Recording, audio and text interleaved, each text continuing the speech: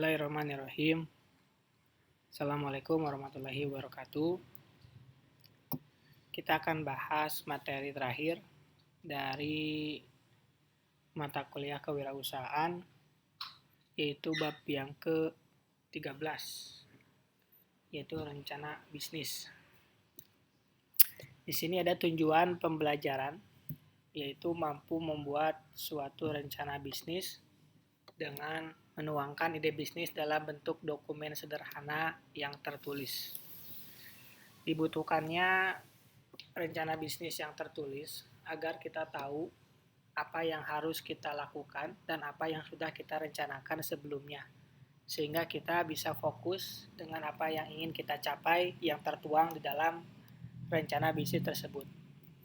Di sini ada pertimbangan pembuatan dari rencana bisnis, diantaranya yaitu risiko bisnis, kerumitan proses produksi dan transaksi bisnis, kemudian pembaca dari rencana bisnis yang kita bikin, kemudian langkah awal menjadi wirausaha, dan yang terakhir yaitu alat bantu dalam mensistemasikan logika bisnis. Kita akan lihat perbedaan antara rencana bisnis dan perencanaan bisnis.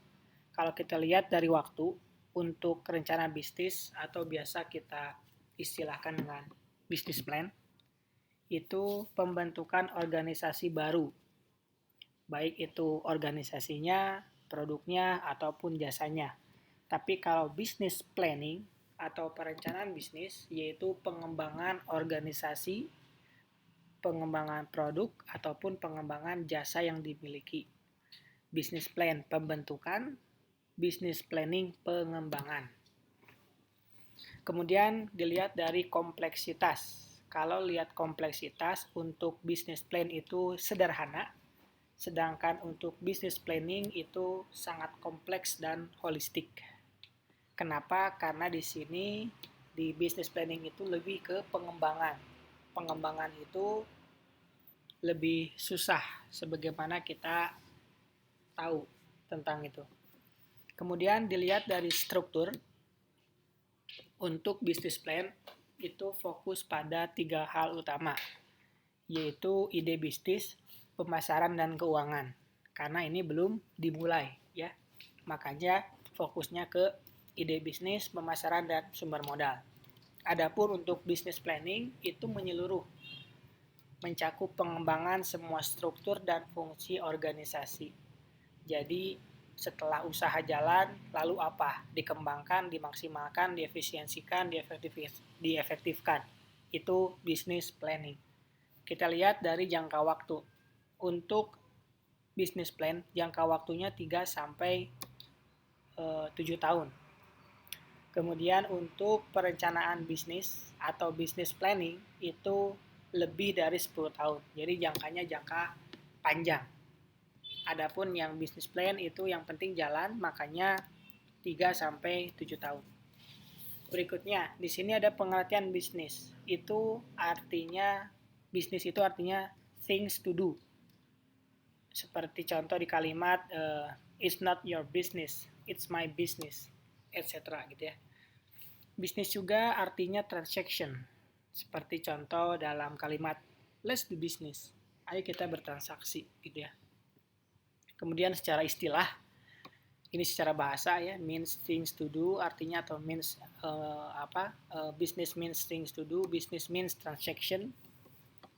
Yang berikutnya adalah business itu means-nya an organization that provides goods and services to earn profit. Organisasi untuk menyediakan barang dan jasa untuk mendapatkan keuntungan, kata Griffin. Kemudian kata Bovy bilang activity and enterprise that provides goods and services that society needs. Aktivitas dan usaha yang menyediakan barang dan jasa yang dibutuhkan oleh masyarakat. Itu yang dikatakan oleh Bovy. Berikutnya, apa itu rencana bisnis? Business plan itu dokumen tertulis yang merinci seluk-beluk usaha atau bisnis yang akan dilakukan. Isinya mencakup status saat ini, kebutuhan yang akan datang, dan hasil yang diharapkan dari usaha atau bisnis atau usaha atau bisnis baru tersebut.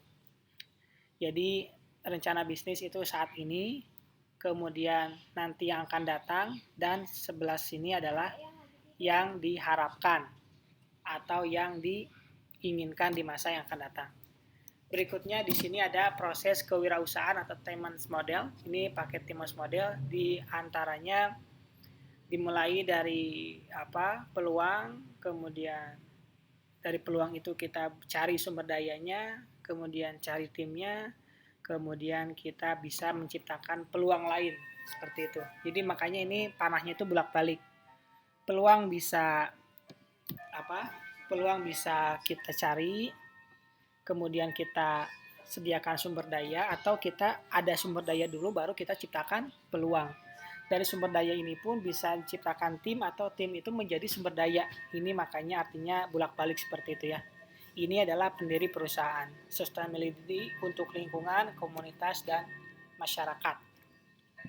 Rencana bisnis itu situasional.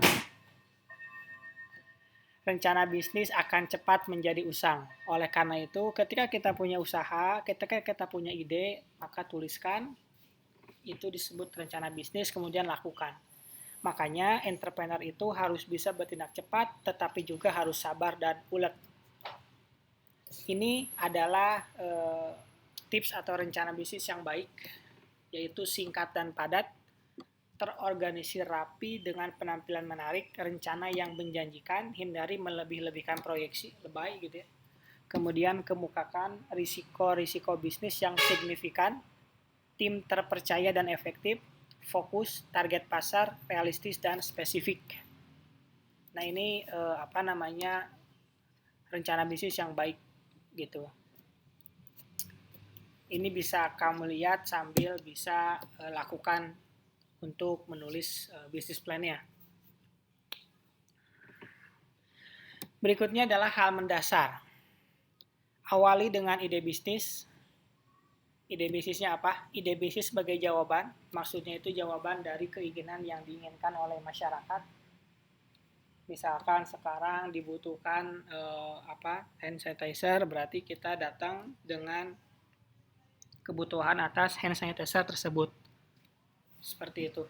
Kemudian Anda adalah orang yang tepat untuk menyediakan barang atau jasa yang dibutuhkan oleh masyarakat.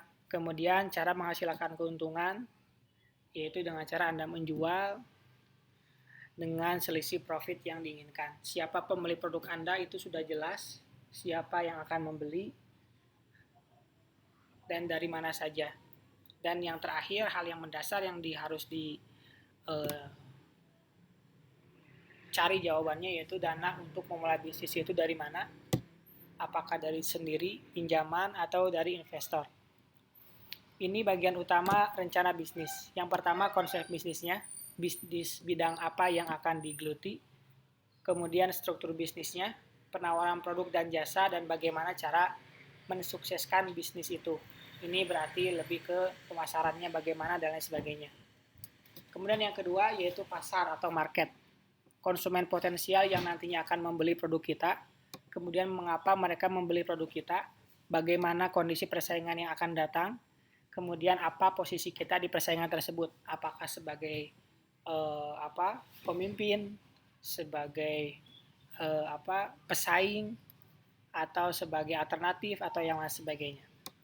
Kemudian yang ketiga, rencana keuangan. Estimasikan pendapatannya, kemudian berapa break even point-nya, berapa lama, berapa produk yang dijual sampai akhirnya kita mendapatkan break even, dan kemudian bagaimana untuk mencapai hal tersebut. Semakin cepat break even point-nya, semakin baik.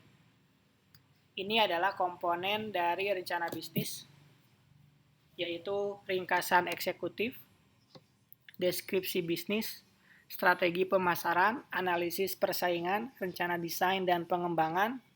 Yang keenam, rencana operasi dan manajemen. Yang ketujuh, analisis rencana keuangan. Di sini rinciannya, ringkasan eksekutif itu diantaranya di sini ada konsep bisnis yang akan kita jalankan, misi perusahaan, kemudian penjelasan dari produk atau jasa yang akan kita berikan, bagaimana persaingan yang ada saat ini, kemudian ukuran pasar yang ada saat ini sehingga kita bisa masuk ke sana, dan berapa kemungkinan kita bisa ambil pangsa pasarnya. Berikutnya yaitu strategi pemasaran yang akan kita lakukan, tim manajemennya siapa aja dan apa tugas-tugasnya. Kemudian keuangan, bagaimana proyeksi penjualan, bagaimana proyeksi pembelian, bagaimana jumlah barang yang akan diproduksi dan lain sebagainya. Kemudian yang kedua, gambaran perusahaan, terdiri dari nama, lokasi, dan badan hukum, termasuk di dalamnya juga logo yang tadi udah dibahas di bab yang ke-12. Kemudian visi dan misi perusahaan, gambaran sekilas tentang produk atau jasa, perkembangan sampai saat ini, produk yang kita produksi, apakah ada pesaing atau enggak, terus bagaimana mereka itu memproduksi produknya mereka. Kemudian status hukum dan kepemilikan, bentuknya CV, PT, firma, kongsi, atau lain sebagainya. Itu yang termasuk di dalam gambaran perusahaan. Berikutnya yang ketiga yaitu strategi pemasaran. Bagaimana tren dan pertumbuhan industri yang kita akan masuki, apakah sedang bertumbuh pesat atau misalkan sedang di bawah atau bagaimana. Kemudian gambaran pasarnya seperti apa. Kemudian berikutnya ukuran dan tren pasar. Kemudian peluang strategis, target pasar yang akan kita masuki. Kemudian karakteristik pasarnya itu seperti apa, sehingga kita tahu perubahan-perubahan nantinya yang akan berubah bagaimana, dan lain sebagainya. Itu strategi-strategi pemasaran yang bisa kita rencanakan saat ini dan yang akan datang. Berikutnya yaitu analisis persaingan.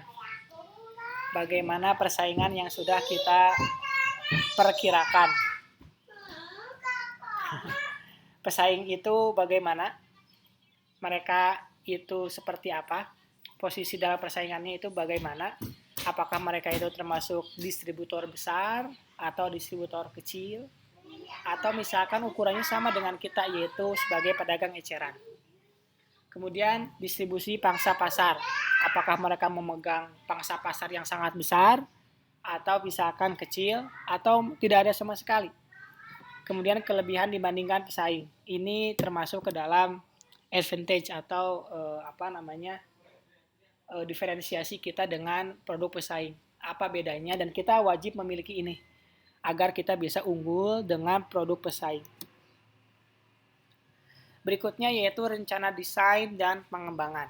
Yaitu kita harus bisa memasukkan di dalam rencana desain dan pengembangan ini adalah tujuan usaha jangka panjang. Agar kita bisa memiliki perusahaan yang visioner ke depan. Jangan sampai kita hanya usaha untuk saat ini saja. Itu yang membedakan kita dengan yang lain yang tidak belajar kewirausahaan. Harus punya tujuan jangka panjang.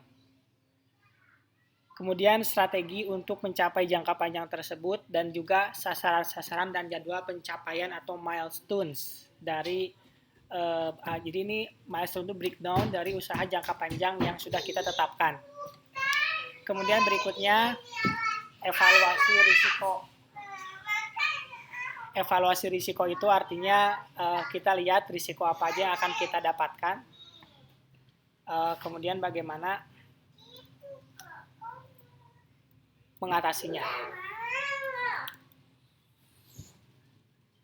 Berikutnya exit plan. Exit plan itu artinya kalau kita nggak laku atau mau kebangkrutan, apa yang harus kita lakukan? Apakah kita akan menjual aset-aset kita, atau kita menjual murah, atau yang lain sebagainya. Jadi dari yang paling atas, tujuan jangka panjang, dan yang terakhir kalau kondisi terburuk terjadi. Itu harus diperkirakan dan direncanakan. Berikutnya yaitu rencana operasi dan manajemen. Di sini ada fasilitas, proses produksinya seperti apa, pengendalian persediaannya bagaimana, termasuk juga kebijakannya, pasokan dan distribusi, research and development, pengembangan produk, agar produk kita itu bisa tetap bertahan dan bersaing dengan produk-produk yang lain. Kemudian bagaimana kita mengontrol keuangan, dari mulai berapa kas kecil kita, kemudian berapa cash on hand kita minimalnya, tim manajemennya siapa aja, apa tugasnya, bagaimana cara bekerjanya, kemudian konsultan apabila dibutuhkan, baik itu konsultan keuangan, konsultan pemasaran, konsultan penjualan, ataupun konsultan manajemen, dan lain sebagainya. Yang ketujuh, yaitu analisis keuangan. Di sana isinya yaitu proyeksi pendapatan, aliran kas, neraca, sumber modal dan penggunaan, asumsi yang digunakan, analisis break-even point, analisis break-even, payback period, IRR, NPV. Bisa dilihat lagi di slide tentang keuangan. Kalau tentang ini. Ini lampiran-lampirannya, kontrak, rekomendasi, foto-foto, rincian keuangan, dan resume. Kita punya template. Kita pakai template-nya yang yang dari Dikti.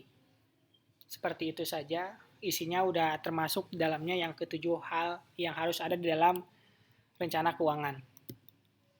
Nah, ini tips ya, agar rencana bisnis itu baik, harus memiliki penampilan rapi dan menarik.